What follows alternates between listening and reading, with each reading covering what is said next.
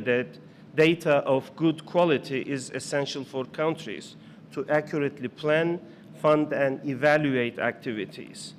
While water and sanitation data has existed for many, many years, it has been challenging to get a cohesive picture. Through the recently launched SDG 6 data portal, we are now able to show that we have the knowledge to address water, sanitation, and climate change issues. This will hopefully result in greater ambition. For example, estimates for the level of water stress are available now for 171 countries and for all SDG regions. Number 3 is about showing support from the highest UN levels. We know that a well-coordinated and responsive UN system is part of solving water-related crises around the world. The 2030 Agenda, the United Nations Convention to Combat Desertification, and many other international agreements have created a roadmap, and the United Nations system support to member states is unwavering. From the highest level, the UN system commits to member states to help trigger new waves of activities and bold plans. I would like to commend UNCCD on its leadership in putting water solutions center stage. I'd like to close my statement by underlining the importance of partnerships and collaborating in dealing with issues of global significance like drought. The co-conveners of this Drought Preparedness Day, UNCCD, FAO, WMO, and GWP, have been working closely regarding drought preparedness and building on the synergies across Drought Initiative, IDMP, and WASAG. Such an exemplary interagency coordination among members of UN Water, and I'd like to commend everyone involved. Dear colleagues, I look forward to today's discussions and the deliberations at this COP14 that will help shape our common future. Thank you. Many thanks, Dr. Unver. Brought so much information, including some scary one in terms of the figures. I would like to apologize on behalf of the organizers for the lack of chairs. We are trying to deal with it. It just showed the interest of the topic in the event, and at this stage, there is a couple here free. You're welcome to rotate a little bit to make sure that everybody feels comfortable staying with us. We have an outstanding day ahead of us. We want all of you to stay put. And the moment has come to hear from an African leader, an African woman leader. I would like to inform Mr. Chow, because he had to arrive a little bit late, that we start this session with an outstanding speech by Deputy Minister Maggie Sotiud, who she put the stage on our toes, the whole audience, because of the role of women in the addressing drought and drought preparedness. And I think she claimed the attention so nicely. I went through the run of the panelists, the male panelists first, and I would like to hear from Samia, and then, of course, from you, your perspectives on this event, and especially on this topic. I'm thrilled and very pleased to invite Samia to the floor, please. Oh, dear. Came off. It came off. Yeah, so it's better. I come here. Good morning, everyone. Morning. Good morning to our chair, the chairperson, to all the executives, workers of the UN agencies, UNCCD, to people who've gathered here today, my fellow Africans, friends of Africa, and all those of you who made today possible. Thank you to the UN agencies who've brought us here to put the spotlight on one of the most important challenges we are all faced with today: drought, land degradation, a common enemy to the whole world. So thank you for dedicating your time and your profession to enlightening us, to helping us with policy recommendations. We appreciate you for that. Now, our struggle to reclaim our land, to restore our land, our struggle against drought, our struggle to love our land back is as old as our struggle for independence, for freedom, and for justice, and for unity. I recall a speech made by Kwame Nkrumah, Ghana's first president, but more importantly, a committed and passionate Pan-Africanist, on the eve of the founding of the Organization of African Unity, which is today the African Union, the body that is helping African states to unite and work together. And I recall that speech, which was a visionary speech, but there's a small passage in it that is relevant for us today. Kwame Nkrumah told other African states, take note, 1963, and he said that in the age of science and technology, let us use science and technology to make the great Sahara Desert in the middle of our continent, let us make it bloom with verdant vegetation that will help in our agricultural and industrial development. So we've known, as we emerge from the battle against colonialism, we've known that we must green our Sahara. It is part of the struggle to reclaim our independence. Because what are we without our land?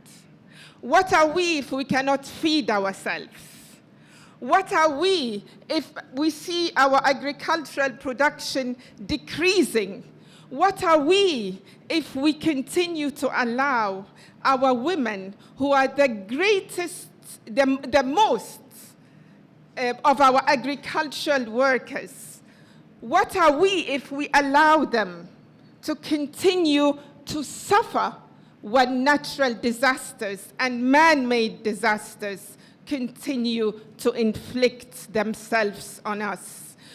We have no dignity if we don't have a balanced ecosystem.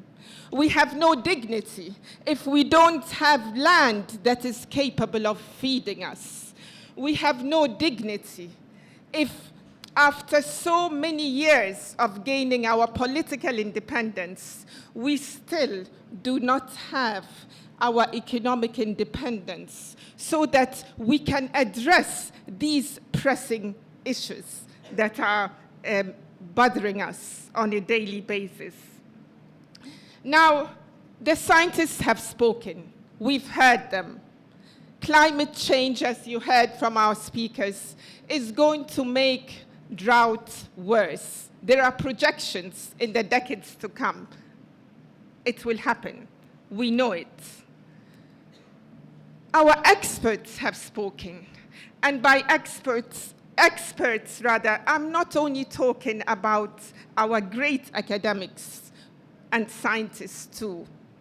We have great respect for them. But I'm talking about the custodians of our indigenous knowledge. I'm talking about our mothers and grandmothers who understand the earth, who know that we must respect the earth and our ecosystem. 2 days ago, when I heard Prime Minister Modi talk about how Indian culture and Indian belief knows that the earth is sacred, I thought that, yes, in Africa too, we know that the earth is sacred. In Africa, we respect the earth. Besides many things, it is where we bury our ancestors. And we respect our ancestors.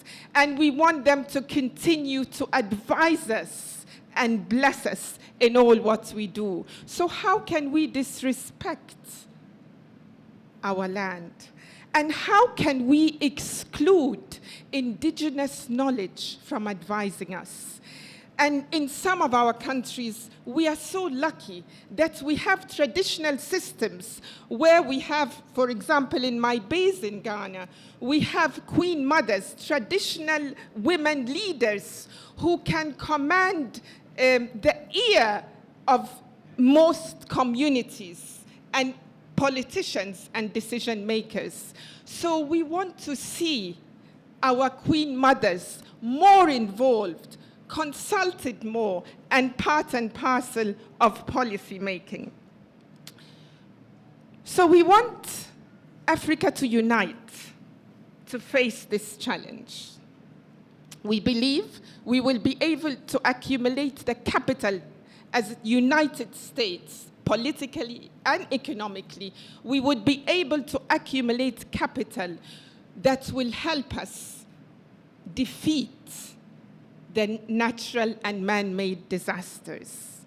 Great dams. Do you know that we spoke about the Inga Dam in the Congo 50 years ago? And can we imagine the benefits that that dam would bring to the whole continent, and I dare say the whole world? But it will take more than one state, many states in fact, to be able to make it a reality. So we must unite for that. But we also want to unite with the whole world and all progressive forces, because the most dangerous threats don't hit one nation or one continent, but they hit the whole world. But how are we going to implement all these beautiful policy recommendations that we've heard today?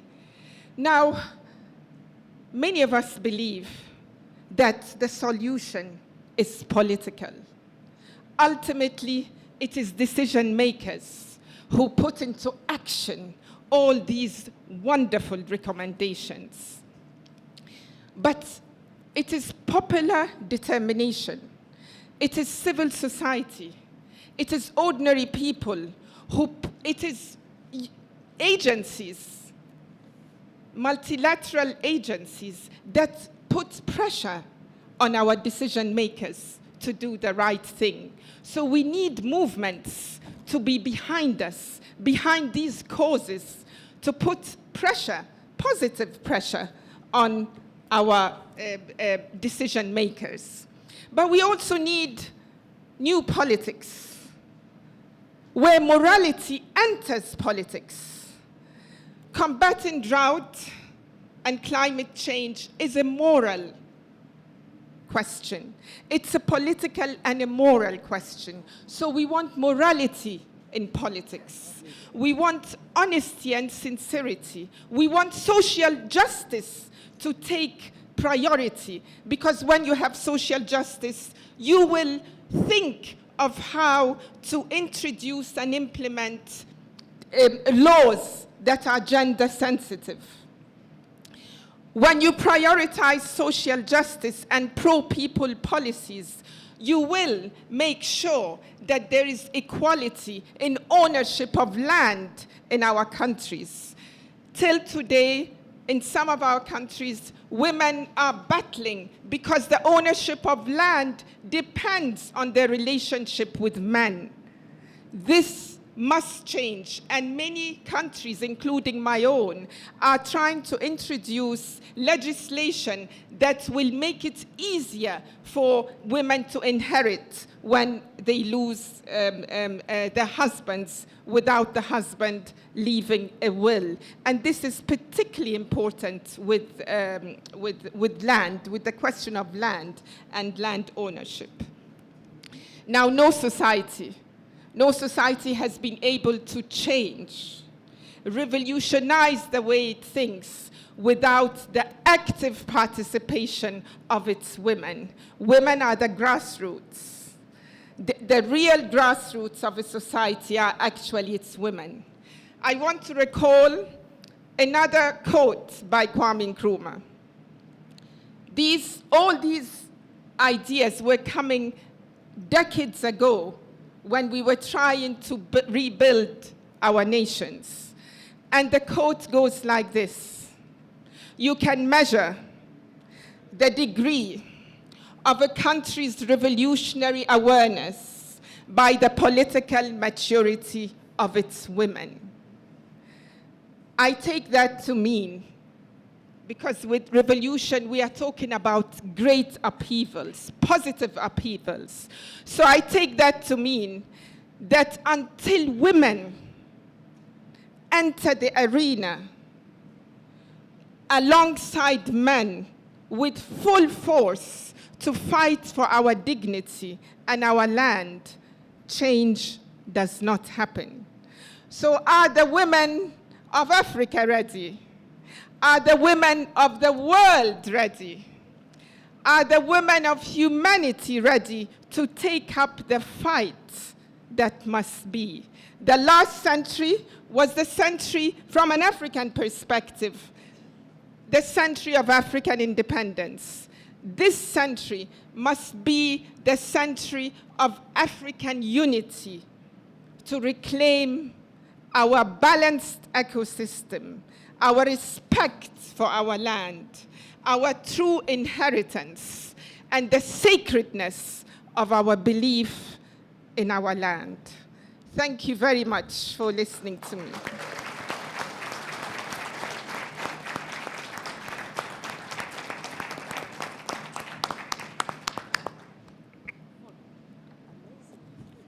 I think it deserves a minute of reflection. It has been of very high impact in all of us, and I thank you so much, Samia, for bringing us the inspiration and the scaling of this tremendously important topic of the role of women on a Drought Preparedness Day, the role of women in development, the role of women for us, experts that are working to propose policies for decision makers to achieve a better world, a world of inclusion, a world where no one is left behind. Thank you so much. And before calling our Executive Secretary of the UNCCD, Dr. Ibrahim Tiao, I would like to alert that the topic of gender and the role of women doesn't end here, because after the intervention of Dr. Tiao, Samia agreed not only to do this remarkable speech, but to moderate a panel of remarkable women that will follow this session with Caroline King Okumu from the Center of Ecology and Hydrology in UK, with Madame Hindu Ibrahim from Chad, and Madame Lorena Revelo, the Vice Minister of Foreign Affairs of Costa Rica. We'll have a full women panel immediately after, and that gives the Executive Secretary, Ibrahim Tiao, a very tough job to address to us in between this session. You have seen the importance of the topic, the presence in this session, and we are very thankful, Dr. Tiao, for the opportunity of discussing this topic at this conference. Thank you very much for being with us, and thank you very much for organizing participating in this session. Thank you.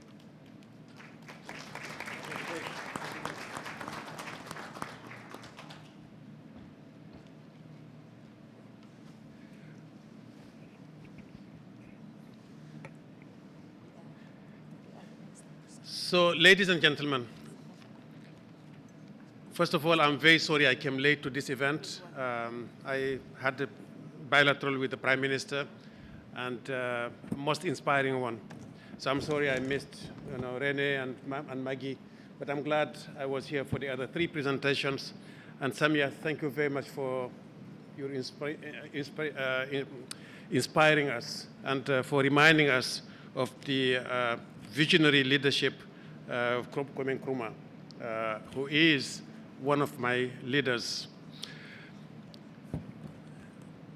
It is an old saying that food grows where the water flows.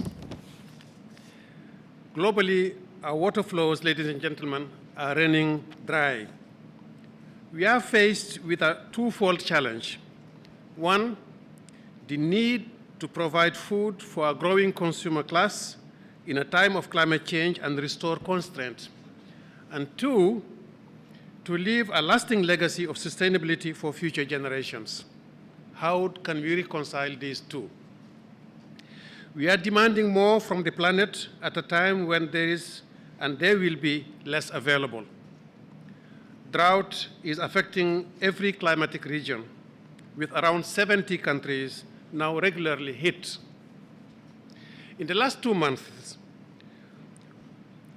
only in the last 2 months, forced by drought, Namibia announced its plan to auction wild animals. Ladies and gentlemen, think a minute. A country like Namibia deciding to auction their wild animals because of drought. In essence, this is the foundation of the economy, and the country is faced with such a problem that they have to destock their animals. North Korea declared that it is suffering its worst drought in 37 years. Alaska, surprisingly, saw its first extreme drought ever recorded in history. Australia planned to import wheat for the first time in 12 years as drought eats into grain production. The city of New Delhi witnessed its highest temperature ever recorded in June this year with 48 degrees Celsius. His Excellency Prime Minister Modi called for greater efforts in rainwater harvesting practices in India. And the list goes on. These are just a few examples.